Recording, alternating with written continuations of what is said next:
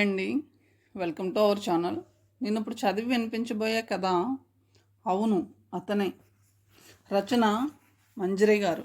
ఇప్పుడైతే కథలోనికి వెళ్దామా? కథలోనికి వెళ్ళే ముందు స్మాల్ రిక్వెస్ట్ ఫ్రెండ్స్, మొదటిసారిగా నా వీడియోని చూస్తున్నవారు ప్లీజ్ సబ్స్క్రైబ్ చేసుకుని చూడండి, అలాగే మీ ఫ్రెండ్స్కి కూడా షేర్ చేయండి. ఇప్పుడైతే కథలోనికి వెళ్దామా?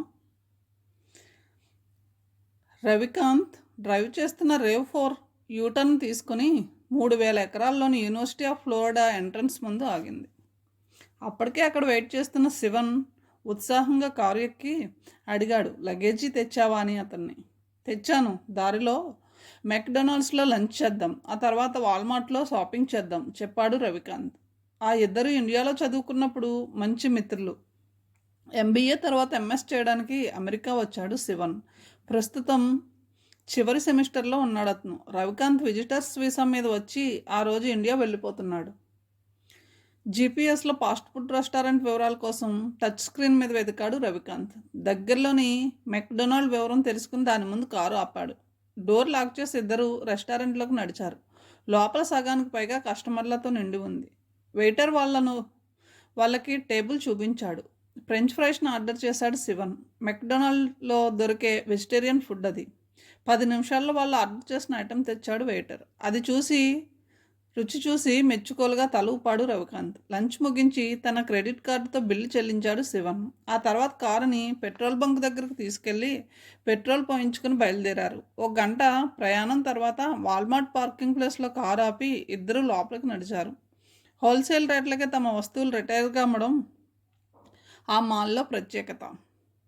Old navy, American eagle, ఆదిదాస్, machine ఇలా 60 పైచిలకు బ్రాండ్ల రిటైల్ షాపుల సముదాయం ఆ మాల్లో ఉంది. కొన్ని షార్ట్లు, టీషర్ట్లు సెలెక్ట్ చేసి రిటైల్ షాప్ ఉద్యోగి చేతికి ఇచ్చాడు రవికాంత్.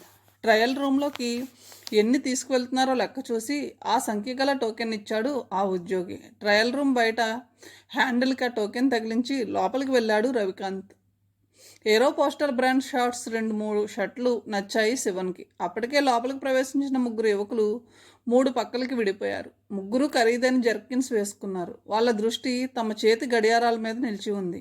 20 నిమిషాల తర్వాత బయటకు వచ్చిన రవికాంత్ తను సెలెక్ట్ చేసుకున్న వాటిని వేరుగా ఉంచి టోకెన్తో పాటు మిగతావి రిటర్న్ చేశాడు. టోకెన్ తీసుకుని ట్రయల్ రూమ్ వైపు కదిలాడు శివన్. ఓ మూల నిలబడిన యువకుడు చేతి గడియారం నుంచి చూపు మరల్చి జర్కిన్ పాకెట్ నుంచి నల్లటి ముసుగు తీసి మొహానికి తొడుక్కున్నాడు. కుడి చెయ్యి జర్కిన్ లోపలికి పోనిచ్చి ఫోల్డ్ చేసిన AK-47 బయటకు తీశాడు. బోల్ట్ వెనక్కి లాగి గన్ లోడ్ చేసి సెన్స్ ఆఫ్ డైరెక్షన్లో పట్టుకుని ట్రిగ్గర్ నొక్కాడు. ధన్ ధన్ ధన్ వరుసగా తోటాలు ఒకదాని వెంట ఒకటి దూసుకుపోతున్నాయి. ట్రయల్ రూమ్ వైపు గన్ తిప్పడం గమనించాడు రవికాంత్. ఏమాత్రం ఆలస్యం చేయకుండా ట్రయల్ రూమ్ వైపు మెరుపులా కదిలి శివన్కి అడ్డుగా వెళ్ళి బలంగా అతన్ని ముందుకి నెడుతూ పడిపోయాడు. అప్పటికే ఒక క్షణం ఆలస్యం జరగడంతో కొన్ని తోటాలు రవికాంత్ వీపులోకి చొచ్చుకుపోయాయి. 3 వైపుల నుండి తోటాలు వస్తూ ఉండడంతో వాల్మార్ట్ సిబ్బంది, కస్టమర్లు ప్రాణాలు కాపాడుకోవడానికి ఎంట్రన్స్ వైపు పరుగులు పెట్టసాగారు. అది మంచి అవకాశంగా పరిగెడుతున్న వారి వైపు తమ ఆయుధాలు తిప్పారు యువకులు. తోటాలు తగిలి పిట్టల్లా రాలిపోతున్నారు జనం. ఖాళీ కేసులు ఎగ్జిట్ నుంచి కింద పడుతున్న చప్పుడు గన్స్ పేలుతున్న శబ్దంతో కలిసిపోయింది. ఖాళీ అయిన మెగ్జిన్లు తీసేసి నిండివి ఫిక్స్ చేసి కాల్పులు కొనసాగిస్తున్నారు ఆ 3 యువకులు. తోటాలు తగిలి మనుషుల ప్రాణాలతో పాటు వస్తువులు కూడా చల్లాచెదరవుతున్నాయి. 20 నిమిషాలు గడిచాక మనుషులు కనిపించకపోవడంతో ఫైరింగ్ ఆపి ఆ 3 ముందుకు కదిలారు. తోటాలు తగిలిన వారి శరీరాల నుండి కారిన రక్తం కార్పెట్ మీద ఇంకిపోతుంది. సరిగ్గా అప్పుడు వినిపించింది పోలీస్ సైరన్. మురళీనగర్లో చిన్న డాబా ముందు ఆగింది ఆటో. చంటిపిల్లని జాగ్రత్తగా పట్టుకుని కిందకి దిగింది చంద్రకళ. అంతకు ముందే సిద్ధంగా ఉంచుకున్న నోట్లు డ్రైవర్కి అందించింది. మీరు ఇక్కడే ఉంటారా అడిగాడు డ్రైవర్. తలూపింది చంద్రకళ. నా సెల్ నెంబర్ రాసుకోండి, మీకు ఎప్పుడు ఆటో కావాలన్నా కాల్ చేయండి అన్నాడు అతను. అక్కర్లేదు, మొహం చిట్లించి చెప్పింది చంద్రకళ. చంటబిడ్డతో ఉన్నారు, అవసరాలు చెప్పిరావు. అర్ధరాత్రి హాస్పిటల్కి వెళ్ళాలంటే కష్టమవుతుంది. నా సర్వీస్కి మీ దగ్గర అదనంగా డబ్బులు తీసుకోను. ఇంటివైపు కదలబోతున్నామే ఆ ప్రయత్నం విరమించుకొని అతని సెల్ నెంబర్ ఫీడ్ చేసుకుంది. గర్భిణీ స్త్రీలకు ఉచితం అనే వాక్యం ఆటో మీద రాసి ఉండడం అప్పుడు గమనించింది. చిన్నగా తల పంకించి ఇంటి తాళం తీసి లోపలికి వెళ్ళి తలుపు మూసింది. ఆటో అక్కడి నుంచి వెళ్ళిపోయింది. చంటిపిల్లను ఉయ్యాల్లో పడుకోబెట్టి ఫ్యాన్ ఆన్ చేసింది చంద్రకళ. మందులు, పర్స్, సెల్ ఫోన్ టేబుల్ మీద పెట్టి వంటగదిలోకి నడిచింది. కొన్ని క్షణాలు ఆలోచించి 2 బంగాళదుంపలు ఒక గిన్నెలో వేసి నీళ్లు పోసి స్టవ్ మీద ఉంచి కుక్కర్తో రైస్ పెట్టింది. అదే సమయంలో సెల్ మోగడంతో అవతల గదిలోకి వెళ్ళింది. డిస్ప్లే చూసి ఆన్సర్ బటన్ నొక్కి చెప్పింది, నమస్తే మేడం. నమస్తే, పాప ఎలా ఉంది? అటు నుంచి అడిగారు ఎవరో. బాగుంది మేడం, ఒళ్ళు కాస్త వేడిగా ఉంటే హాస్పిటల్కి తీసుకెళ్లాను. డాక్టర్ టెంపరేచర్ చూసి సిరప్ రాశారు, తగ్గకపోతే మరోసారి తీసుకురమ్మన్నారు. ఇప్పుడేం చేస్తుంది? నిద్రపోతుంది చెప్పి ఉయ్యాల సమీపించి నిద్రపోతున్న పాప ఫోటో తీసి మెయిల్ చేసింది. ఆ తర్వాత వంటగదిలోకి వెళ్ళింది. చంద్రకళది కొత్త వలస దగ్గర చిన్న పల్లెటూరు. ఆమె 5వ ఏట తండ్రి, మరో ఏడాదికి తల్లి మరణించారు. చూసేవాళ్ళు ఎవరూ లేకపోవడంతో విశాఖపట్నంలో నివసిస్తున్న పిన్ని చంద్రకళను తీసుకొచ్చి స్కూల్లో జాయిన్ చేసింది. అక్కడే 10వ తరగతి మంచి మార్కులతో పాస్ అయింది చంద్రకళ. ఆ తర్వాత చదివించాలనే ఆలోచన పిన్నికి లేదు. బాగా చదువుకుని తన కాళ్ళ మీద తాను నిలబడేలానే ఆలోచన చంద్రకళది. అలాంటి పరిస్థితిలో పరిచయం అయ్యాడు రాంప్రసాద్. అతనికి 40 ఉంటుంది వయసు. ఫైనాన్స్ వ్యాపారం చేస్తాడు. మడత నలగని తెల్ల బట్టల్లో నీట్గా ఉంటాడు. ఎప్పుడు దేనికోసమో వెతుకుతున్నట్టు ఉంటాయి కళ్ళు. ఆడవాళ్ళ కోసం ఎంతైనా ఖర్చు చేస్తాడు. దానికి కొంత కారణం భార్య అనాకారితనం. ఫైనాన్స్ వ్యాపారం కావడంతో పూర్ణ మార్కెట్లో చిల్లర వర్తకం చేసే ఆడవాళ్ళతో పరిచయం మరో కారణం. ఒక స్త్రీ తనకి ఎదురైతే ఆమె సెక్స్కి పనికొస్తుందా అనే కోణంలో ఆలోచిస్తాడు. అతను చెడ్డవాడు కాదు, కానీ బలహీనతను జయించలేని మనిషి. ఒకరోజు అప్పు కోసం పిన్ని పంపితే రాంప్రసాద్ ఇంటికి వెళ్ళింది చంద్రకళ. ఆమెని కింద నుంచి పైదాకా చూసి అడిగాడు రాంప్రసాద్, ఇప్పుడు ఏం చేయాలనుకుంటున్నావు అని. ఏమీ అనుకోలేదు అంకుల్, చెప్పింది చంద్రకళ. అతనికి మొహం కాస్త ఇబ్బందిగా మారింది. అప్పటికే అతని బుర్రలో కోరిక తలెత్తింది. ఆ పిల్ల ఒప్పుకుంటే తన పంట పండినట్టే అని కూడా అనుకున్నాడు. ఆ రోజు భార్య సింహాచలం కొండకు వెళ్ళడంతో ఇంట్లో అక్కడే ఉన్నాడు. అతనికి ఎంతమంది ఆడవాళ్ళతో పరిచయం ఉన్నా 16-17 ఏళ్ళ అమ్మాయి ఎప్పుడూ తారసపడలేదు.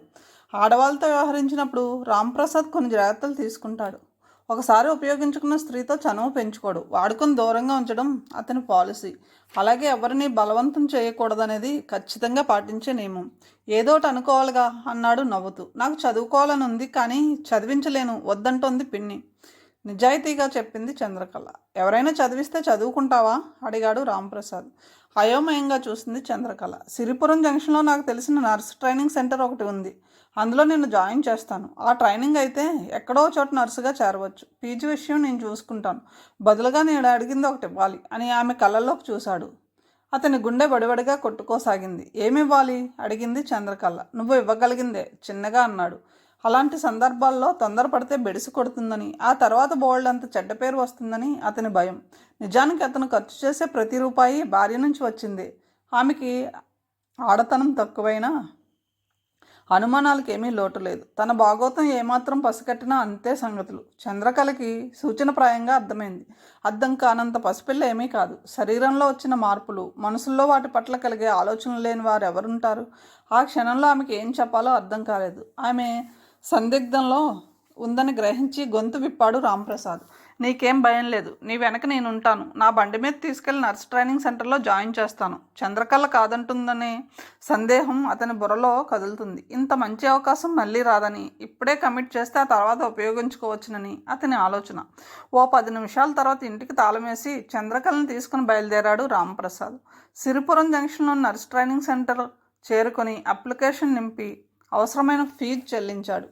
తిరిగొచ్చాక సెల్లార్లో తన కారు పార్కింగ్ ప్లేస్లో ఉండడం చూసి భార్య సింహాచలం నుంచి తిరిగొచ్చిందని గ్రహించాడు. ఒక్కసారిగా అతనిలోని ఉత్సాహం మీద నీరు చల్లినట్టయింది. చంద్రకళ చేతిలో 1000 రూపాయలు ఉంచి చెప్పాడు, పుస్తకాలు కొనుక్కో. నర్స్ ట్రైనింగ్ అనేసరికి చంద్రకళ పిన్ని మెత్తబడింది. ఏదో ప్రైవేట్ ఆసుపత్రిలో నర్సుగా చేరితే జీతం వస్తుంది, అది తనకి ఉపయోగపడుతుందని అనుకుంది. ఆ తర్వాత ఎంత ప్రయత్నించినా రాంప్రసాద్కి ఒంటరిగా చిక్కలేదు చంద్రకళ. ట్రైనింగ్ పూర్తయ్యాక హాస్పిటల్లో లేడీ డాక్టర్ దగ్గర నర్సుగా చేరింది.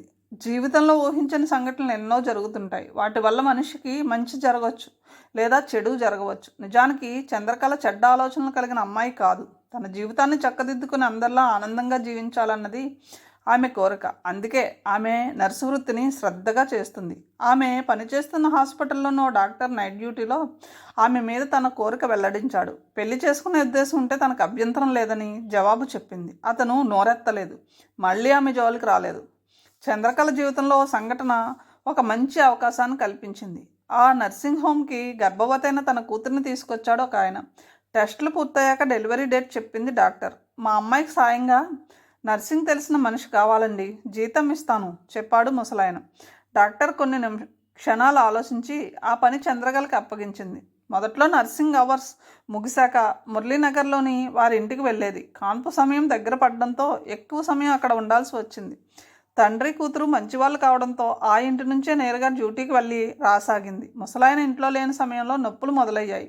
వెంటనే హాస్పిటల్కి తీసుకువెళ్ళింది చంద్రకళ. ఆ రాత్రే డెలివరీ అయ్యి ఆడపిల్ల పుట్టింది. ఆ పిల్లకి 4 నెలలు వచ్చాక ఒకరోజు ముసలాయన అడిగాడు, మా పాపని కొద్ది రోజులు పెంచగలవా అని. అర్థం కానట్టు చూసింది చంద్రకళ. రేపటి నుంచి నర్సు ఉద్యోగం మానేయి, ఆ జీతం నేను ఇస్తాను. కొంతకాలం పాపకి తల్లిలా నువ్వు నటించు, పాపకి నీకు అయ్యే ఖర్చు మొత్తం నేను భరిస్తాను చెప్పాడు. అతని మాటలు ఏమాత్రం అర్థం కాలేదు ఆమెకి. నేను చెప్పేది జాగ్రత్తగా విను, పాపని నీకు అప్పగించి మేము వెళ్ళిపోతాం. నేను తిరిగొచ్చి పాపని తీసుకునే వరకు నీ కూతురు కింద లెక్క. ఈ సంగతి మరెవరికి తెలియాల్సిన అవసరం లేదు.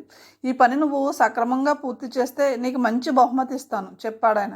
నిజానికి అతను మారువేషంలో తిరుగుతున్న ముసలిరాజులా ఉంటాడు. వ్యవహార శైలి అందుకు తగ్గట్టుగానే ఉంటుంది. నిరంతరం అతని సెల్ మోగుతూనే ఉంటుంది. ఇదంతా ఎందుకు బెరుకుగా అడిగింది చంద్రకళ.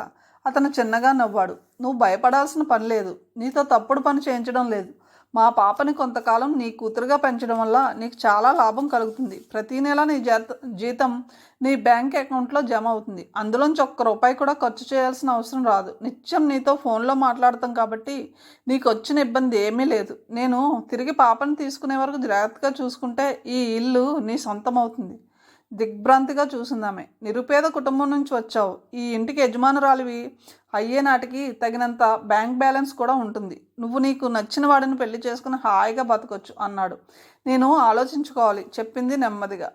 ఇది ఇతరులతో చర్చించే విషయం కాదు. నీకు ఇష్టం లేకపోతే నేను మరో ఏర్పాటు చేసుకుంటాను స్థిరంగా అన్నాడాయన. తన జీవితం ఒక దారిన పడ్డానికి అంతకంటే మంచి అవకాశం రాదని అర్థమైంది చంద్రకళకి. అది ప్రమాదకరమైన పని ఏమీ కాదు. కొంతకాలం ఓ చంటి పిల్లని పెంచడం చట్టవిరుద్ధమైందేం కాదు. కాకపోతే ఇదంతా తన పిన్నికి, ముఖ్యంగా రాంప్రసాద్కి తెలియకుండా జాగ్రత్త పడాలి. తను ఒంటరిగా ఉన్నట్టు తెలిస్తే ఆకలిగొన్న మృగంలా రాంప్రసాద్ మీద పడతాడు. అప్పుడు ఎదురయ్యే తలనొప్పులు ఎదుర్కోవడం తనకు కష్టమవుతుంది. 2 రోజుల తర్వాత తండ్రి కూతురు వెళ్ళిపోయారు. ఇది జరిగి 6 నెలలైంది. బుర్రలో ఆలోచనలు కదులుతుంటే వంట పూర్తి చేసింది చంద్రకళ. గదిలోకి నడిచి ఉయ్యాల్లోకి తొంగి చూసింది. అప్పటికే నిద్రలేచిన పాప ఆమెను చూసి చేతులు ఆడించింది. కలగా ఉన్న మొహం, చురుకైన కళ్ళు, ఉంగరాల జుత్తు. పాప చిన్నగా నవ్వింది గుర్తుపట్టినట్టు. ఆ నవ్వుకి 2 బుగ్గలు సొట్టలు పడ్డాయి. పాపని ఎత్తుకుని గుండెలకి హత్తుకుంది చంద్రకళ. అతని దృష్టి రిస్ట్ వాచ్ మీద నిలిచింది. ఉదయం 10 కావడానికి ఇంకా 20 నిమిషాలు ఉంది. కామత్ రెస్టారెంట్కి ఎదురుగా రోడ్డవతల పార్క్ చేసిన కారుని ఆనుకుని నిల్చున్నాడు అతను. 25 సంవత్సరాలు మించదు వయసు. సింపుల్గా, స్మార్ట్గా ఉన్న అతని వదనం ప్రశాంతంగా కనిపిస్తుంది. పార్కింగ్ ప్లేస్లోని వాహనాలు చూసి ఆ రెస్టారెంట్కి ఎంత పేరుందో అంచనా వేయొచ్చు. బిస్కెట్ కలర్ హోండా సిటీ రావడంతో అతని కళ్ళు చురుగ్గా చూశాయి. వెనుక తలుపులు తెరుచుకుని కారు దిగి ఒక అమ్మాయి రెస్టారెంట్లోకి వెళ్ళింది. ఓ 2 నిమిషాలు ఆగి అతను అటు కదిలాడు. ఎంట్రన్స్ దాటి లోపలికి అడుగు పెడుతూ ఆమె ఓ టేబుల్ దగ్గర కూర్చుని ఉండడం గమనించి అటువైపు నడిచి ఆమె ఎదురుగా కూర్చుని చిరునవ్వుతో పలకరించాడు. హలో. ఆ యువతి మొహం చిట్లించింది. నా పేరు సంతోష్, మిమ్మల్ని కావ్య మ్యారేజ్లో చూశాను. ఆ రోజు కావ్య చాలా సాహసం చేసింది చెప్పాడు. మీరు ఆ మ్యారేజ్కి వచ్చారా? కుతూహలంగా అడిగింది ఆమె. తలూపాడు సంతోష్. ఎవరి తరపున వచ్చారు? పెళ్లి కొడుకు నా రిలేషన్. ఇంతలో బేరర్ కాఫీ తెచ్చి ఆమె ముందుంచి సంతోష్ వైపు చూశాడు. గ్రీన్ టీ విత్ కెటిల్ చెప్పి బేరర్ వెళ్ళిపోయాక అడిగాడు, ఈ రెస్టారెంట్కి తరచుగా వస్తుంటారా అని. ఇక్కడ కాఫీ బాగుంటుంది. మా నాన్నగారు లేనప్పుడు నేను ఆఫీస్కి వెళ్తాను. ఈ రెస్టారెంట్ దారిలో ఉంది కాబట్టి ఇటు వచ్చి కాఫీ తాగుతాను. పెళ్లిలో ఆ సంఘటన జరిగాక ఏమంటున్నాడు మీ చుట్టం అడిగింది. ఆమె కళ్ళు నక్షత్రాల్లా మెరుస్తున్నాయి. అది వాడి బుర్రలో పుట్టిన ఆలోచన కాదు. అక్కడ జరిగిందని పూర్తిగా బాధ్యుడు వాళ్ళ నాన్న. మరి పెళ్లి చేసుకోనని భీష్మించి కూర్చున్నాడు నా చుట్టం. ఏది ఏమైనా కావ్య అంత తీవ్రంగా స్పందించకుండా ఉంటే బాగుండేది. ఏం చురుగ్గా ఉందామె గొంతు. చర్చలతో పరిష్కారమయ్యే సమస్యకి తెగతింపులు చేసుకోవడం దేనికి చెప్పండి. ఆమె తల అడ్డంగా ఊపింది. అప్పటికప్పుడు 10 లక్షలు ఇస్తే కానీ తాళి కట్టనన్నారు. రేపు ఫస్ట్ నైట్కి 25 లక్షలు అడగరే, నీ గ్యారంటీ ఉందా? ఆమె గొంతులో తీవ్రత. తన దగ్గర సమాధానం లేనట్టు మౌనంగా ఉండిపోయాడు సంతోష్. కెటిల్తో టీ తెచ్చాడు బేరర్. డికాషన్ కప్పులో పోసుకుని ఓ స్పూన్ పంచదార వేసి కలుపుతూ, అలా ఎందుకు అడుగుతారు మేడం, నెమ్మదిగా అన్నాడు. మరి ఇప్పుడెందుకు అడిగారు? కట్నం తీసుకోవాలనే పురుగు బుర్రలో ఉంటే అది ఎప్పటికీ చావదు అంది ఆమె. తమ సంభాషణ పక్కదారి పడుతున్నట్లు గ్రహించాడు సంతోష్. ఏది ఏమైనా అప్పటికప్పుడు అదే ముహూర్తానికి డ్రైవర్ కొడుకుతో తాళి కట్టించుకోవడానికి చాలా గుండె ధైర్యం కావాలి. ఆమె చిన్నగా నవ్వింది. చిన్నతనం నుంచి చూస్తున్న డ్రైవర్ కొడుకు కంటే బయట నుంచి వచ్చిన మనిషి గురించి ఎక్కువ తెలుస్తుందా? తండ్రికి బాగాలేనప్పుడు కారు నడపడానికి వచ్చే ఆ యువకుడు ఇంజనీరింగ్ చదివాడని ఎంతమందికి తెలుసు? పెళ్లికి ముందు చేసుకున్న ఒప్పందం కాదని తాళి కట్టడానికి ముందు 10 లక్షలు అదనంగా డిమాండ్ చేసిన వాడిది ఎంత గొప్ప కులమైతే మాత్రం ఏం ప్రయోజనం? తన యజమాని కూతురు పెళ్లి అర్ధాంతరంగా ఆగిపోతే ఆ పిల్ల అడిగిన మరుక్షణం మారు మాట్లాడకుండా తాళి కట్టి పరువు నిలిపిన వాడికి కులం దేనికి అని ఓ క్షణం తర్వాత చెప్పింది. నిజం చెప్పాలంటే మీరు శత్రువర్గానికి చెందిన వాళ్ళు. మిమ్మల్ని దూరంగా ఉంచాలి. ఇది చాలా అన్యాయం. పెళ్ళికి మగ పెళ్లివారి తరపున వచ్చినంత మాత్రాన వాళ్ళు పనులన్నీ అంగీకరించాలని అనడం భావ్యం కాదు. కావ్య చేసిన పనికి ముందు తెల్లబోయినా తర్వాత మనసులోనే అభినందించాను. పెళ్లి కొడుకు వాళ్ళంతా మండపం నుంచి వెళ్ళిపోయినా పెళ్ళి అయ్యే వరకు అక్కడే ఉన్నాను. ఆశ్చర్యంగా చూసిందామె. నిజం, డ్రైవర్ కొడుకుని చేసుకోవడానికి కావ్య తండ్రి తీవ్రంగా వ్యతిరేకరించాడు. ఆయన నొప్పించడానికి మీరు చేసిన ప్రయత్నం చిన్నదేం కాదు. సంస్కారం లేని సంపన్నుని కంటే విద్యావంతుడైన డ్రైవర్ కొడుకు 1000 రెట్లు బెటర్ అని మీరు అన్నారు. ఇంతకీ ఆ జంట ఎలా ఉంది? అదృష్టవంతుల్ని చెడగొట్టలేం, దురదృష్టవంతుల్ని బాగు చేయలేం అన్నదానికి చక్కటి ఉదాహరణ కావ్య పెళ్ళి. అందుకే కాబోలు పెళ్ళిళ్ళు స్వర్గంలో అవుతాయని అంటారు. రత్నం లాంటి యువకుడు దొరికాడు కావ్యకి. ఇప్పుడు ఆ రత్నానికి మరిన్ని మెరుగులు దిద్దుతుంది అది చెప్పి బేరర్ వైపు చూసింది. అతను బిల్లు తెచ్చాడు. మన కలయిక గుర్తుగా బిల్లు నేను ఇస్తాను చెప్పి జేబులో చేయి పోనిచ్చాడు. ఆ మాటలు విన్న బేరర్ వెళ్ళి సంతోష్ బిల్లు కూడా తెచ్చాడు. ఓ నోటు ప్లేట్లో పడేసి సంతోష్ వైపు నవ్వుతూ చూసి అక్కడి నుంచి కదిలిందామె. ఆమె వెళుతున్న వైపు చూస్తూ ఉండిపోయాడు సంతోష్. చూపు తిప్పుకోవడానికి కొంత సమయం పట్టింది అతనికి. సంతోష్ కళ్ళల్లో విచారం లీలగా కదులుతుంది. మొబైల్ తీసి మెమరీలో వరుసగా రాసిన వాక్యాల్లోనూ ఒకదాన్ని డిలీట్ చేసి రెండో వాక్యం చదివాడు. తెలుపు రంగు ఆడి కారు రోడ్డు పక్కన ఆగింది. డోర్ తెరుచుకుని దిగిన సంతోష్ చుట్టూ పరిశీలనగా చూశాడు. ఆ ప్రాంతంలో ట్రాన్స్పోర్ట్ కార్యాలయాలు కిక్కిరిసి ఉండడంతో లారీలు, మినీ వ్యాన్లు బారులు తీరు కనిపిస్తున్నాయి. కార్యాలయాల బోర్డులు చదివి ఒక దానివైపు నడిచాడు. ఎంట్రన్స్లో చిన్న గది.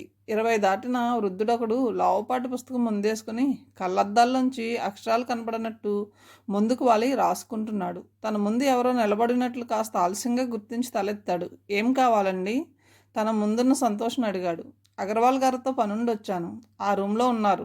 ఓ గది చూపించి చెప్పాడు. వెళ్ళొచ్చా? తిరిగి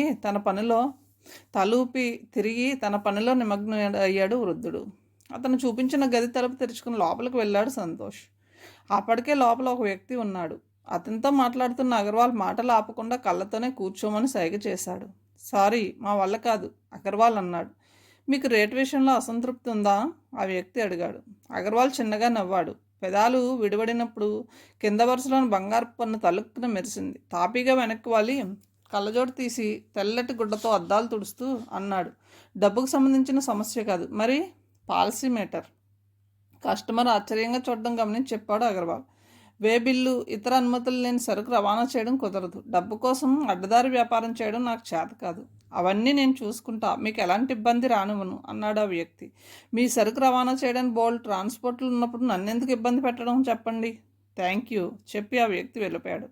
అగర్వాల్ వ్యాపారంలో దిట్ట కాబట్టి క్షణాల్లో తేరుకుని చిరునవ్వుతో అడిగాడు సంతోష్ని. చెప్పండి అని. మా కెమికల్ ఫ్యాక్టరీ ప్రోడక్టు ఇతర రాష్ట్రాల్లో డిస్ట్రిబ్యూట్ చేయడానికి వెహికల్స్ కావాలి చెప్పాడు సంతోష్. ఇంతకు ముందు సరుకు ఎలా పంపేవారు ప్రశ్నించాడు అగర్వాల్. సొంత లారీలు ఉండేవి. ఈ మధ్య ఒరిస్సాలో ఒకటి యాక్సిడెంట్కి గురైంది. మరో 2 బోర్కొచ్చాయి. అవి రెడీ అవ్వడానికి కొన్ని నెలలు పడుతుంది. జీరో బిజినెస్ కాదు కదా నవ్వాడు సంతోష్. పరంజ్యోతి కెమికల్ ఫ్యాక్టరీ పేరు మీరు ఎప్పుడు వినలేదా అడిగాడు. విన్నాను చెప్పి ఆలోచనలో మునిగిపోయాడు అగర్వాల్. క్షణాల తర్వాత సెల్ అందుకుని ఓ నెంబర్కి కాల్ చేశాడు. నేనమ్మా, ఓసారి ఆఫీస్కి రాగలవా అన్నాడు. అవతల చెప్పింది విని సెల్ ఆఫ్ చేసి అన్నాడు. కాస్త వెయిట్ చేయండి. ప్రశ్నార్థకంగా చూసిన సంతోష్తో చెప్పాడు అగర్వాల్. ఈ వ్యాపార పనులతో బాగా అలసిపోయాను. బిజినెస్ చూసుకోవడానికి మగపిల్లలు లేరు నాకు. నా ఆరోగ్యం అంతంత మాత్రం. వ్యాపారంలో అంతగా అనుభవం లేదు. నా కూతురికి. రోజూ వచ్చి ఓ 2 గంటలు కూర్చొని వెళ్ళిపోతాను. ముఖ్యమైన వాటిల్లో సలహాలు ఇస్తూ నా కూతురు పనితనం గమనిస్తున్నాను. అందులో భాగంగానే ఆమెకు ఫోన్ చేశాను. నిజానికి ప్రస్తుతం మా దగ్గర వెహికల్స్ లేవు. ఈ సమస్యను మా అమ్మాయి ఎలా పరిష్కరిస్తుందో చూడాలని రమ్మన్నాను. ఎందుకంటే నా తర్వాత వ్యాపారం చూడాల్సిన ఆమె కదా. సంతోష్ బదులుగా తలూపాడు. సమస్యను పరిష్కరించే సామర్థ్యం లేక కూతుర్ని పిలవడం లేదని, ఆమెను వ్యాపారంలో ఇన్వాల్వ్ చేయడానికి రమ్మన్నాడని అర్థమైంది. పిల్లలు చేయి పెట్టుకుని నడిపించడం వేరు, వాళ్ళని స్వేచ్ఛగా నడవనిచ్చి తప్పులు సరిచేయడం వేరు. ఎందుకో అగర్వాల్ ఆలోచన విధానం నచ్చింది అతనికి. నిజానికి అగర్వాల్ చిన్న వ్యాపారస్తుడేం కాదు. అందులో అతనికి 40 సంవత్సరాల అనుభవం ఉంది. అంతేకాదు జీవితంలో ఎన్నో ఆటుపోట్లు చవి చూసిన వ్యక్తి. ఎన్నో అవరోధాలు ఎదుర్కొన్న అతను కూతురికి పెళ్లి చేయలేదనే దిగులను మాత్రం గెలవలేకపోతున్నాడు. కూతురు పెళ్లికి సుముఖంగా లేకపోవడమే అందుకు కారణం. ఆమెను ఒప్పించడానికి చేసిన ప్రయత్నాలు ఫలించలేదు. 60 దాటాక ఈ కట్టె ఏ క్షణంలోనైనా కాష్టానికి పోవచ్చుననే వివేచన గల మనిషి అతను. కూతురు పెళ్లి చేసి ఆమె పిల్లల్ని చూడకుండా పోతానేమోనని ఆలోచన వల్ల ప్రశాంతత లేకుండా పోయింది. కూతురికి 2వ సంవత్సరం వచ్చాక 24 ఏళ్ల క్రితం పోయింది భార్య. అతను వ్యాపార పనుల్లో సతమతమవుతున్న కాలం అది. అయినా సరే కూతురు కోసం కొంత సమయం కేటాయించేవాడు. కంటికి రెప్పలా చూసుకునే పని మనిషి ఉండడంతో అతని పని సులభమైంది. రాత్రిపూట నిద్ర పట్టేది కాదు. డాక్టర్ సలహా మీద డిన్నర్కి ముందు 2 పెగ్గులు విస్కీ తాగేవాడు. పసిపిల్లని నిద్రపుచ్చాక అగర్వాల్ అవసరాలు చూసేది పని మనిషి. ఓ రోజు ఒక పెగ్గది ఎక్కువ తాగి పని మనిషి చేయి పట్టుకున్నాడు. ఆమె అడ్డు చెప్పలేదు. ఆ పని మనిషి కూడా కాలం చేసి 4 ఏళ్ళయింది. కన్నతల్లి చనిపోయినంత బాధపడింది కూతురు. ఆమెని ఓదార్చిన అతనికి తన బాధ ఎవరికి చెప్పుకోవాలో అర్థం కాలేదు. పని మనిషి 2 కొడుకుల్ని అన్ని రకాల ఆదుకున్నాడు అగర్వాల్. అతని కూతుర్ని, పని మనిషి 2వ కొడుకుని ఒక చోట నిలబడితే వారి మధ్య పోలికలు స్పష్టంగా కనిపిస్తాయి. తల్లి లేని 2 సంవత్సరాల పిల్లని, భార్య లేని అతన్ని ఆదరించి వారి అవసరాలు తీర్చడం అనేది చిన్న విషయం ఏమీ కాదు. పని మనిషి 2 కొడుకులను ఆదుకున్నా ఆమె రుణం ఇంకా తీరలేదని భావిస్తాడు. నిజం చెప్పాలంటే ఇతర ఆడవాళ్ళ పొందు ఆశించే మనిషి కాదు అగర్వాల్. బారిపోయిన తర్వాత అయోమయ స్థితికి గురయ్యాడు. స్నేహితులు, బంధువులు మళ్ళీ పెళ్లి చేసుకోమని ఒత్తిడి చేస్తున్నారు. అప్పుడు తన సేవాభావంతో దేవతలా ఆదుకుంది పని మనిషి. ఇంటి బాధ్యత మొత్తం తన భుజం మీద వేసుకుంది. అంతకుముందు ఇంటి యజమానురాలు బ్రతుకున్నప్పుడు రాత్రి ఇంటికి పోయేది. ఇంటి యజమానురాలు కాలం చేశాక ఇంటికి వెళ్ళడం మానేసి కొడుకుని తీసుకొచ్చి అవుట్ హౌస్లో ఉంచింది. తాగుబోతైన భర్త అప్పుడప్పుడు వచ్చేవాడు. భార్య, కూతురు తర్వాత పని మనిషిని అభిమానించాడు అగర్వాల్. ఓ మనిషి ఈ లోకం నుంచి నిష్క్రమిస్తే ఆ మనిషితో బాంధవ్యం ఉన్న వాళ్ళు కొంతకాలం బాధపడతారు, కానీ వాళ్ళు కూడా నిష్క్రమించరు. అందుకే కాలం బాధని పల్చన చేస్తుంది. అది సృష్టిలోని గొప్పతనం. తలుపు చప్పుడు కావడంతో ఆలోచన నుండి బయటపడ్డాడు అగర్వాల్.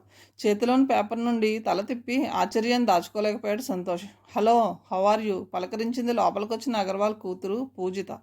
ఫైన్ చెప్పాడు సంతోష్. మీ ఇద్దరికి ఇంతకు ముందే పరిచయం ఉందా అమ్మా అడిగాడు అగర్వాల్. కావ్య పెళ్లిలో ఒకసారి, కామత్తులో కాఫీ తాగుతూ మరోసారి కలిసాం అని నవ్వింది పూజిత. ఆమె కూర్చున్నాక అగర్వాల్ చెప్పాడు. పరంజ్యోతి కెమికల్ ఫ్యాక్టరీ నుంచి వచ్చారు ఈయన.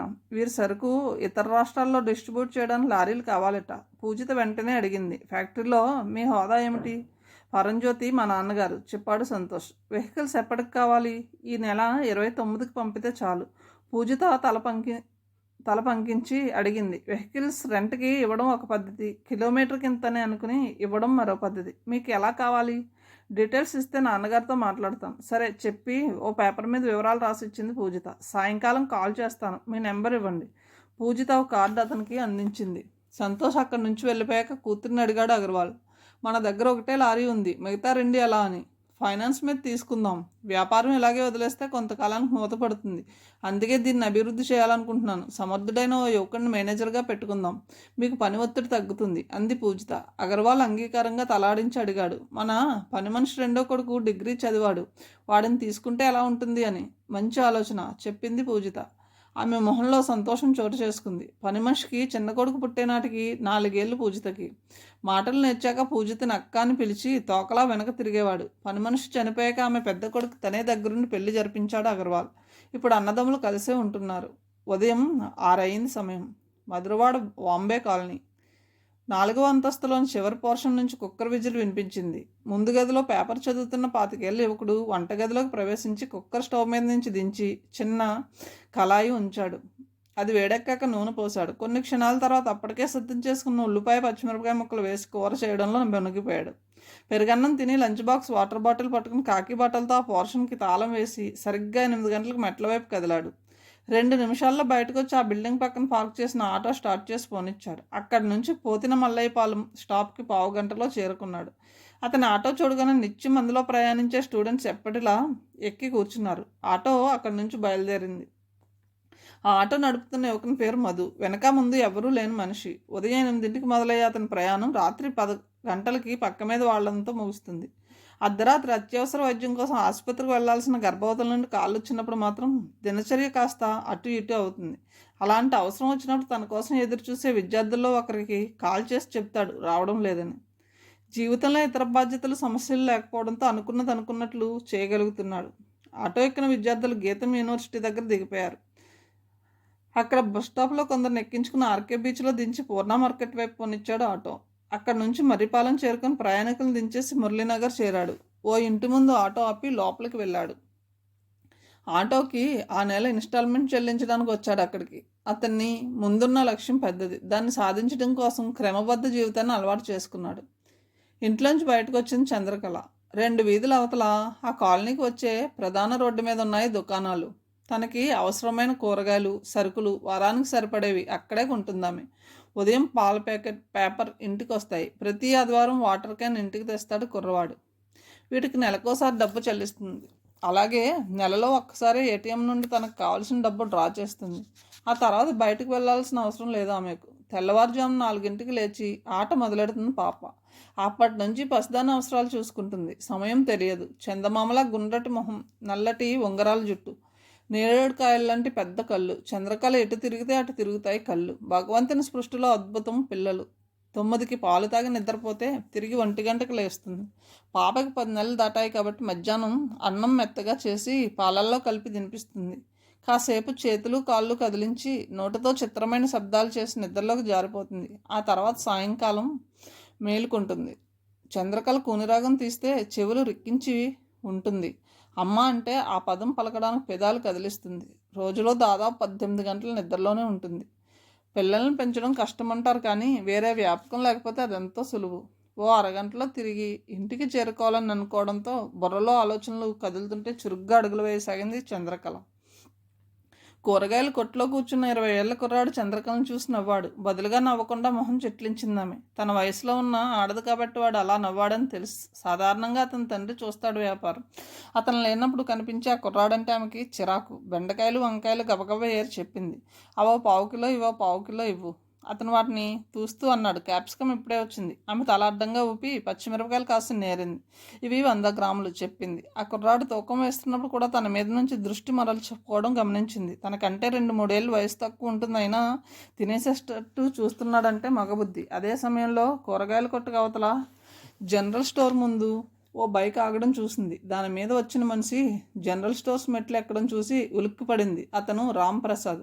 ఒక్కసారిగా మొహం పాలిపోయింది. అతను తల తిప్పితే తనకు కనిపిస్తుంది. తీసుకున్న కూరగాయలకు డబ్బులు ఇచ్చి వెనక్కి తిరిగి 2 అడుగులు వేసి అక్కడే ఆగి ఉన్న ఖాళీ ఆటో ఎక్కి కూర్చుంది. అప్పుడు క్యాజువల్గా తల తిప్పాడు రాంప్రసాద్. ఊపిరి పీల్చుకుంది చంద్రకళ. కూరగాయల కొట్టు దగ్గర నిలబడి ఉంటే తప్పనిసరిగా కనిపించేది అతనికి. ఇంతలో ఎదురు బిల్డింగ్ నుంచి బయటకు వచ్చిన ఆటో డ్రైవర్ తన సీటులో కూర్చోబోతూ ఆశ్చర్యంగా అడిగాడు. మీరా ఎక్కడికి వెళ్ళాలి? మా ఇంటికి పోని. పాలిపోయిన ఆ మొహానికి పట్టిన చెమటని చూసి మారు మాట్లాడకుండా ఆటో స్టార్ట్ చేశాడు. రెండో సందులోని ఆమె ఇంటి వద్ద ఆపి అడిగాడు. ఈ కాస్త దూరానికి ఆటో ఎక్కారు, ఏమైంది మీకు? ఏం కాలేదు చెప్పి డబ్బులు ఇవ్వబోయింది. ఊరుకోండి, 4 అడుగుల దూరానికి డబ్బులేంటి అన్నాడు నవ్వుతూ. థ్యాంక్స్ చెప్పి తాళం తీసి లోపలికి వెళ్ళాక మూసేసింది. ఆమె ప్రవర్తన అసహజంగా తోచింది అతనికి. మొదటిసారి పిల్లల హాస్పిటల్ దగ్గర చంటి పిల్లతో ఆటో ఎక్కింది. మెడలో నల్లపోసులు, కాలికి మెట్టెలు లేవు. నుదిటిన బొట్టు ఉంది. ఒడిలో చంటిబిడ్డ ఉంది. బంధువుల పిల్లని తీసుకొచ్చి ఉండొచ్చని భావించాడు. ఇంటి దగ్గర దిగాక తాళం తీసి లోపలికి వెళ్ళింది. ఒంటరిగా ఉంటుందని అర్థం చేసుకున్నాడు. ఇప్పుడు పక్క సందులో ఆటో ఎక్కి ఇక్కడ దిగింది. తనకి మరోసారి తారసపడిన చంద్రకళ గురించి ఆలోచిస్తూ ఆటో పోనిచ్చాడు మధు. ఆమె సంచిలో కూరగాయలు చూశాడు. తిన్నగా కూరగాయల కొట్టు దగ్గర ఆటో ఆపి కిందకి దిగాడు. అతని దృష్టి కూరగాయల కొట్టులోని కుర్రాడి మీద నిలిచింది. అతనితో ఓ వ్యక్తి మాట్లాడుతున్నాడు. అక్కడే ఏదో జరిగింది. ఏమిటది? ఆటో అక్కడి నుంచి వెళ్ళిపోయాక కిటికీ పక్క నుంచి వెనక్కి జరిగింది చంద్రకళ. అప్పటి వరకు వేగంగా కొట్టుకున్న గుండెలు అప్పటికి కుదుటపడ్డాయి. తనని రాంప్రసాద్ చూసి ఉంటే ఎన్నో సమస్యలు ఎదురయ్యేవి. మనసులోనే దేవుడికి మొక్కుకుంది. హెచ్బి కాలనీ నుండి హనుమంతవాకు వెళ్లే మలుపులో ఆటో ఆపి దిగాడు మధు. 2 బరువైన సంచులు పట్టుకుని కొండమెట్లు ఎక్కసాగాడు. జ్ఞానానంద ఆశ్రమ సాధు మఠం అనే పేరు రాసున్న బోర్డు దాటి లోపలికి వెళ్ళాడు. ఆ కొండ మీద విశాలమైన స్థలంలో ఉంది మఠం. ఎడమపక్క దేవాలయం, కుడివైపు రేకులతో నిర్మించిన ఆశ్రమం ఉన్నాయి. మధు ఎంట్రన్స్ దాటి లోపలికి వెళ్ళాడు. తమ్ముడు బాగున్నావా? చిరునవ్వుతో అడిగింది ఒక ఆమె. బాగున్నానక్క, నవ్వుతూ బదులిచ్చాడు మధు. పిల్లల కోసం పళ్ళు సరుకులు తెచ్చాను చెప్పాడు సంచులు ఆమె చేతికిస్తూ. ఇంతలో స్వామీజీ బయటకు వచ్చారు. మధుని చూడగానే ఆయన మొహం వికసించింది. ఆయుష్మాన్ భవ. మధు నమస్కారానికి బదులుగా ఆశీర్వదించారు స్వామీజీ. ఆయనకి 70 దాటి ఉంటుంది వయసు. క్రమం తప్పకుండా చేసే యోగా వల్ల, మితమైన ఆహారం వల్ల ఆరోగ్యంగా చలాకీగా ఉంటారు ఆయన. ఉదయం నూకల గంజి, మధ్యాహ్నం ఉడకబెట్టిన కూరగాయలతో భోజనం, రాత్రి గ్లాసు పాలు ఆయన ఆహారం. డబ్బు విరాళంగా ఎవరు ఎంత ఇచ్చినా ఆశ్రమం స్వీకరించదు. వస్తు రూపంలో ఇచ్చిన వాటిని మాత్రమే అనుమతిస్తారు. అక్కడ పనిచేసే వారంతా స్వచ్ఛంద సేవకులే. ప్రస్తుతం 50 మంది పిల్లల ఆశ్రమంలో ఉన్నారు. ఉచిత భోజనం, బట్టలు ఇచ్చి పిల్లలకు చదువు చెప్పిస్తారు. ఎవరూ లేని పిల్లలే కాదు, తాము పోషించలేమని, చదివించలేమని భావించిన తల్లిదండ్రులు తమ పిల్లల్ని అక్కడ చేర్చవచ్చు. అలా చేరిన పిల్లలు ఎంతవరకు చదివితే అంతవరకు ఆశ్రమం చదివిస్తుంది. అందులో పెరిగిన పిల్లల్లో పెళ్లి చేసుకున్న ఆడపిల్లలు, తమ కాళ్ళ మీద తాము నిలబడిన యువకులు ఉన్నారు. దానికి మంచి ఉదాహరణ అతన్ని పలకరించిన తమ్ముడు అని పిలిచిన స్త్రీ. ఆమె పెళ్లి చేసుకుని స్థిరపడింది. తనకి తీరిక చిక్కినప్పుడు అక్కడికి వచ్చి ఆశ్రమంలో పనులు చూస్తుంది. 20 ఏళ్ల క్రితం 5 ఏళ్ల వయసులో ఆశ్రమంలో అడుగుపెట్టాడు మధు. అక్కడే చదువుకొని డిగ్రీ పూర్తి చేశాడు. ఇంకా ఆశ్రమానికి భారం కాకూడదని స్వామీజీ అనుమతితో బయటకు వచ్చాడు. ఉద్యోగం కోసం తిరుగుతూ ఒకరోజు సాయంకాలం రామకృష్ణ బీచ్కి వెళ్ళి కూర్చున్నాడు. కుడిపక్క నుండి కొంతమంది బిగ్గరగా రావడంతో అటు దృష్టి సారించాడు. కెరటాల మధ్య ఓ ఆకారం ఎగిరెగిరి పడుతుంది. ఏమాత్రం ఆలస్యం చేయకుండా అటు పరిగెత్తి నీళ్ళలోకి దూకాడు. అతి కష్టం మీద ఆ ఆకారాన్ని ఒడ్డుకి లాక్కొచ్చాడు. తల్లిదండ్రులతో బీచ్కొచ్చి సరదాగా నీళ్ళలో దిగిన 10 ఏళ్ల కుర్రాడతను. ఆ పిల్లవాడి తండ్రి మధు కాళ్ళ మీద పడినంత పనిచేసి తన జేబులోని పర్సు ఇవ్వబోయాడు. దాన్ని సున్నితంగా తిరస్కరించాడు మధు. ఆ తండ్రి వదలకుండా ప్రాధేయపడ్డాడు పర్సు తీసుకోమని. మీకు వీలైతే బతకడానికి ఏదైనా పని చూపించండి నెమ్మదిగా అన్నాడు మధు. అతను పర్సులోంచి కార్డు ఒకటి తీసిచ్చి మర్నాడు కలవమన్నాడు. మురళీనగర్లోని అతని ఇంట్లో మర్నాడు కలిశాడు మధు. ఏం చదువుకున్నావు అడిగాడు అతను. డిగ్రీ సార్, నాకెవరూ లేరు చెప్పి ఆశ్రమంలో పెరిగిన విషయం కూడా చెప్పాడు. నేను వడ్డీ వ్యాపారం చేస్తాను. డబ్బు ఇవ్వడం, వసూలు చేసుకోవడం అంతా నేనే చూసుకుంటాను. నా వ్యాపారానికి మరో మనిషి అవసరం లేదు. ఈ నగరంలో కొంతమంది కాంట్రాక్టర్లు నాకు తెలుసు. వారితో మాట్లాడి ఏదో పని ఇప్పిస్తాను చెప్పాడు. మధు తల ఊపాడు. కానీ అందులో అయిష్టత ఉన్నట్లు గుర్తించి ఆ వ్యక్తి అడిగాడు, నీకేదైనా ఆలోచన ఉందా అని. లేదండి, కానీ బతకాలి. నా కాళ్ళ మీద నేను నిలబడి స్వతంత్రంగా బతకాలి. ఆ వ్యక్తి కొన్ని క్షణాలు ఆలోచించి అడిగాడు, ఆటో నడపడం వచ్చా? రాదండి. ఆటో డ్రైవర్ కావడానికి నీకేమైనా అభ్యంతరం ఉందా? లేదండి. మనసులో కలిగిన ఆలోచనకి ఒక రూపం ఇస్తున్నట్టు కాసేపు మౌనంగా ఉండిపోయాడు అతను. నిజానికి అతను దాతృత్వ గుణం ఉన్న మనిషి కాదు. కొడుకును రక్షించాడన్న ఆనందంతో జేబులోని పర్సు ఇవ్వబోయాడు. అందులో 50,000 ఉన్న విషయం ఆ సమయంలో గుర్తులేదు. తన చేతికి మట్టి అంటకుండా అతను బతికేందుకు ఓ దారి చూపించాలని ఇప్పుడు అనుకుంటున్నాడు. ఒడ్డెక్కాక పడవను తగలేయడానికి ఏమాత్రం సందేహించిన వ్యక్తి అతను. నీకోసం ఒక ఆటో కొంటాను. అది నా పేరు మీద ఉంటుంది. నేను ఆటో కోసం ఖర్చు చేసిన సొమ్మును నువ్వు వాయిదాల పద్ధతిలో తీర్చాలి. నేను వడ్డీ మీద బతికే మనిషిని. కానీ నువ్వు నా కొడుకు ప్రాణాలు కాపాడావు కాబట్టి వాయిదాకి వడ్డీగా ₹1 ఇస్తే చాలు. మొత్తం సొమ్ము చెల్లించాక ఆటో నీ సొంతం అవుతుంది. నాకు తెలిసిన ఆటో డ్రైవర్కి చెప్తాను. రోజుకు 1 గంట డ్రైవింగ్ నేర్చుకో. ఆ తర్వాత లైసెన్స్ తీసుకోవచ్చు. మధు డ్రైవింగ్ నేర్చుకోవడం, లైసెన్స్ తీసుకోవడం 2 వారాల్లో పూర్తయింది. ఒక మంచి రోజున ఆటో కొన్నారు. మొదటగా ఆ వ్యక్తి కుటుంబాన్ని కనక మహాలక్ష్మి దేవాలయానికి తీసుకొచ్చాడు. తన చెయ్యి మంచిదని మీటర్ ఛార్జీకి 50 కలిపి ఇచ్చింది ఆ వ్యక్తి భార్య. అలా ప్రారంభమైన జీవితం. వయసు 12 నెలలు. ప్రతీ నెల 10వ తేదీ నాడు వాయిదా సొమ్ము చెల్లిస్తున్నాడు. వాంబే కాలనీలో అద్దె తక్కువ కాబట్టి అక్కడ ఓ పోర్షన్ అద్దెకు తీసుకున్నారు. మరో సంవత్సరం కష్టపడితే ఆటో సొంతమవుతుంది. ఆ తర్వాత జీవితంలో నిలదొక్కుకోవడం, పెళ్లి చేసుకోవడం, సొంత ఇల్లు సంపాదించడం వంటి పనులు ఉన్నాయి. జీవితంలో సుఖంగా జీవించాలంటే చాలా కష్టపడాలి. అదంత సులభం కాకపోయినా అసాధ్యం మాత్రం కాదని అతను గాఢంగా నమ్మాడు. నిజానికి ఆశ్రమంలో పెరగడం వల్ల తనకు చాలా మేలు జరిగిందని బయట ప్రపంచం చూశాక అర్థమైంది. చాలామంది యువకులకు లేని క్రమశిక్షణ ఆశ్రమం తనకు నేర్పింది. ఆశ్రమంలో తెల్లవారుజామున స్వామీజీతో పాటు నిద్రలేస్తారు పిల్లలు. ఎవరి పనులు వారు చేసుకోవడంతో దినచర్య మొదలవుతుంది. ఇతరుల మీద ఆధారపడకుండా బతకడానికి అక్కడే బీజం పడుతుంది. కొద్దిసేపు యోగా చేశాక వేదాలు, భారతీయ సంస్కృతి గురించి స్వామీజీ బోధన ఉంటుంది. స్వామీజీ దృష్టిలో మనుషులంతా సమానమే. కులమతాల ప్రస్తావన నిషిద్ధం అక్కడ. ఆశ్రమ జీవితం బతుకు మీద తిరుగులేని నమ్మకం కలిగేటట్టు చేస్తుంది. ఉదయం 7 దాటింది సమయం. పరంజ్యోతి ఇంటి ముందు లాన్లో కూర్చుని పేపర్ చదువుతున్నాడు. అతనికి 60 దాటి ఉంటుంది వయసు. మనిషి తెల్లని తెలుపు, పూర్తిగా పండిపోయిన జుట్టు దగ్గరికి కత్తిరించి ఉంది. ఉదయం వాకింగ్ తర్వాత అక్కడ కూర్చుని పేపర్ చూస్తూ కాఫీ తాగుతాడు. ఇంటి చుట్టూ దట్టంగా పెరిగిన చెట్ల ఆకుల మధ్య నుంచి సూర్యుని లేత కిరణాలు గీతల్లా స్పృశిస్తున్నాయి. గేటు దాటి లోపలికి వచ్చిన బార్బర్ అతనికి నమస్కారం చేశాడు. పరంజ్యోతి బదులుగా తలూపి చేతిలోని ఖాళీ కప్పు టీపాయ్ మీద ఉంచాడు. తెల్లటి గుడ్డ సంచిలోంచి తీసి మెడ చుట్టూ కప్పి గడ్డానికి బ్రష్తో షేవింగ్ క్రీమ్ రాశాడు బార్బర్. గడ్డం గీయడం అయ్యాక ఒళ్ళు పట్టసాగాడు. మెడకి అటు ఇటు కండరాల్ని 2 చేతుల బ్రొటన్ వేలతో నొక్కుతూ అన్నాడు, బాబుగారు, ఈ నెల 20న నా బిడ్డ పెళ్ళండి. ఓ 10 రోజులు నేను మీ దగ్గరికి రాలేను. ఈ ఊళ్ళోనే ఉన్నాడు నా బామ్మర్ది. ఆడిని మీకు ఆడికి పంపుతాను బాబు. సరే, పెళ్ళి మీ ఇంటి దగ్గరేనా అడిగాడు పరంజ్యోతి. కాదు బాబు, మా ఆచారం ప్రకారం పిల్లోడు ఇంటికాడ జరుగుతుంది పెళ్ళి. కట్న కానుకలు ఇచ్చుకుని పెళ్లి చేసి అమ్మాయిని అక్కడ వదిలేసి వస్తాం. 3 నిద్రల తర్వాత మామ ఇంట్లో కాలెడతాడు అల్లుడు. ఇక్కడ వారం రోజులు మనుగడుపు ఉండి పెళ్ళంతో వెళ్తాడు. అప్పుడే వాళ్ళ సంసారానికి అవసరమైన సారి పంపుతాం. మీ అల్లుడిది ఈ వృత్తేనా? కాదు బాబు, బాగా చదువుకున్నాడు. ఏవో పరీక్షలు రాశాడంట. గవర్నమెంట్ ఉద్యోగం వస్తుందని, వాళ్ళ బతుకు దర్జాగా ఉంటుందని అంతా అంటున్నారు. మా వృత్తిలో ఏంటుంది బాబు చెప్పుకోవడానికి అన్నాడు బార్బర్. చిన్నగా నవ్వాడు పరంజ్యోతి. కష్టపడి సంపాదించుకునేవాడికి ఏ వృత్తి అయినా ఒకటే. మంచి చెడ్డలు మనలో ఉంటాయి తప్ప వృత్తిలో కాదు. డబ్బున్నవాడు 2 చేతులతో భోంచేయడు. గుప్పుడు మెతుకులే ఎవరికైనా సరిపోతాయి. సుఖం ఎక్కువైతే మనిషికి జబ్బు చేస్తుంది. దానికి మంచి ఉదాహరణ నేనే. నీలాగా కాఫీలో పంచదార కలుపుకొని తాగలేను. బజార్కి వెళ్ళి చిన్న చేపలు కొనుక్కొచ్చి ఆ పులుసుతో వేడివేడి అన్నం తినలేను. ఆరోగ్యపరంగా నువ్వు అదృష్టవంతుడివి. అందుకే మన పెద్దలు ఆరోగ్యమే మహాభాగ్యం అన్నారు. కాదంటావా? ఊరుకోండి బాబు, మీకు నాకు పోలికలేమిటి అన్నాడు అతను. మరో 10 నిమిషాలకు బార్బర్ పని ముగిసింది. అతన్ని ఉండమని చెప్పి లోపలికి వెళ్ళాడు పరంజ్యోతి. 15 గంట తర్వాత భార్యతో బయటకు వచ్చాడు. పరంజ్యోతి భార్య తను తెచ్చిన పాలిథిన్ బ్యాగ్ అతని చేతుల్లో ఉంచింది. ఆ సంచి మీద 500 నోట్లు కొన్ని ఉంచాడు పరంజ్యోతి. నీ కూతురికి ఇవ్వు, అయ్యగారి చెయ్యి మంచిది, వీలైతే పెళ్ళికి వస్తాం అని చెప్పింది పరంజ్యోతి భార్య. వారి అభిమానానికి బార్బర్ గుండె కరిగి నీరయింది. చెమర్చిన కళ్ళతో పాలిథిన్ బ్యాగ్తోనే వాళ్ళిద్దరికీ నమస్కారం చేశాడు. అంతా మంచి జరుగుతుంది, వెళ్ళిరా చెప్పాడు పరంజ్యోతి. స్నానం చేసి 9 గంటలకు డైనింగ్ టేబుల్ దగ్గరకు వచ్చాడు పరంజ్యోతి. అప్పుడే సంతోష్ కూడా వచ్చాడు. ఇద్దరికీ బ్రేక్ఫాస్ట్ వడ్డించి తను కూడా కూర్చుంది సంతోష్ తల్లి. నీ మెయిల్ చూసుకున్నావా కొడుకుని అడిగాడు పరంజ్యోతి. లేదండి, ఏదైనా విశేషం ఉందా ప్రశ్నించాడు సంతోష్. నిన్న సాయంకాలానికి 4 మ్యాచ్లు వచ్చాయి.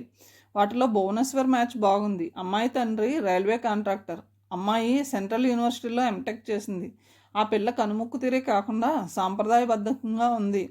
కుటుంబ నేపథ్యం బాగుంది చెప్పి కొడుకు కళ్ళల్లోకి చూశాడు పరంజ్యోతి. సంతోష్ సమాధానం చెప్పలేదు. మాట్లాడవేం రా, చూద్దాంలేండి, తొందర ఏముంది అన్నాడు సంతోష్. తల పంకించాడు పరంజ్యోతి. 27 దాటుతుంది నీ వయసు.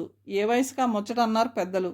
మీ అమ్మ ఈ ఇంట్లో కాలు పెట్టేనాటికి మా అమ్మ ఒక్కతే ఉంది. ఈ లెక్కన మంది 10 మంది సభ్యుల కుటుంబం కావాలంటే ఎన్ని వందల సంవత్సరాలు పడుతుంది? ఇంటికి కొత్త ప్రాణి వచ్చేసరికి పాత ప్రాణి వెళ్ళిపోయి లెక్క సమానం అవుతుంది. నువ్వు పెళ్లి చేసుకుని 2-3 పిల్లల తండ్రివైతే ఇల్లు కలకల్లాడుతుంది. నా బాధ అర్థం చేసుకుంటావని చెప్తున్నాను. అవునరా నాన్న, ఇల్లు బోసిపోయి బోరు కొడుతుందిరా తల్లి అంది. రాత్రి మీ ఇద్దరు కూడబలుక్కున్నారా ఈరోజు నా మీద దాడి చేయాలని అని నవ్వాడు సంతోష్. పూజిత ఎవరు పరంజ్యోతి అడిగాడు. తండ్రి వైపు చూశాడు సంతోష్. ఏమీ పట్టించుకున్నట్టు కనిపిస్తాడు కానీ ఆయనకి ప్రతి విషయం తెలుస్తుంది. ట్రాన్స్పోర్ట్ కంపెనీ ఓనర్ కూతురు చెప్పాడు. మార్కెట్ రేట్ కంటే 1% ఎక్కువకి వెహికల్స్ రెంట్కి తీసుకోవడానికి కారణం ఏమిటి? రెండో ప్రశ్న అడిగాడు ఆయన. ఈ ప్రశ్నకు సమాధానం వెంటనే చెప్పలేనండి. పూజిత బాగుంటుందా? చురుగ్గా చూశాడు తల్లిని సంతోష్. అదే సమయంలో తోటమాలి వచ్చి పరంజ్యోతితో చెప్పాడు. అగర్వాల్ గారట బాబు, తమ కోసం వచ్చారు. పరంజ్యోతి కళ్ళల్లో విస్మయం. దాన్ని కనిపించకుండా జాగ్రత్త పడి తోటమాలితో అన్నాడు, కూర్చోబెట్టి వస్తున్నాను అని. 10 నిమిషాల్లో హాల్లోకి ప్రవేశించాడు పరంజ్యోతి. సోఫాలో కూర్చున్న అగర్వాల్ లేచి గౌరవపూర్వకంగా 2 చేతులు జోడించాడు. చిరునవ్వుతో తాను నమస్కారం చేసి ఎదురుగా కూర్చున్నాడు పరంజ్యోతి. నా పేరు అగర్వాల్ సార్. చిన్నపాటి ట్రాన్స్పోర్ట్ కంపెనీ ఉంది. మీ ఫ్యాక్టరీ గూడ్స్ ట్రాన్స్పోర్ట్ చేయడానికి మీ అబ్బాయి మాతో ఒప్పందం కుదుర్చుకున్నారు. బదులుగా తలూపి అన్నాడు పరంజ్యోతి. ఆ సంగతి ఇప్పుడే డైనింగ్ టేబుల్ దగ్గర మాట్లాడుకున్నామని. ఇంతలో పరంజ్యోతి భార్య ట్రేతో కాఫీ తెచ్చి అగర్వాల్కి ఇచ్చి భర్త పక్కన కూర్చుంది. ఆమె కళ్ళు అగర్వాల్ని నిశ్చితంగా చూస్తున్నాయి. ఈరోజు మా అమ్మాయి పుట్టినరోజు. మీరు కుటుంబ సమేతంగా వచ్చి నా బిడ్డను ఆశీర్వదించి మా ఆతిథ్యం స్వీకరించాలి అన్నాడు అగర్వాల్. ఎదురు చూడని ఆహ్వానాన్ని కొద్దిగా తెల్లబోయారు భార్యాభర్తలు. అది గమనించి అగర్వాలే అన్నాడు, మీలాంటి గొప్పవారితో స్నేహం చేయాలనే ఆశతో వచ్చాను సార్. నాకు ఒక్కతే కూతురు. నా తర్వాత వ్యాపారం ఏమవుతుందో అనే బెంగ ఉండేది నాకు. మీ కాంట్రాక్ట్ ఏ ముహూర్తంలో వచ్చిందో కానీ నా కూతురు వ్యాపారం మీద దృష్టి పెట్టి దాన్ని అభివృద్ధి చేసే పనిలో పడింది. ఇదంతా మీ అబ్బాయి సంతోష్ మా ఆఫీస్లో కాలు పెట్టాక జరిగింది. ఆ సెంటిమెంట్తో మీ దగ్గరకు వచ్చాను. కథను ఇంతటితో ముగిస్తున్నాను. తిరిగి తర్వాయి భాగంతో కలుద్దాం. Thank you.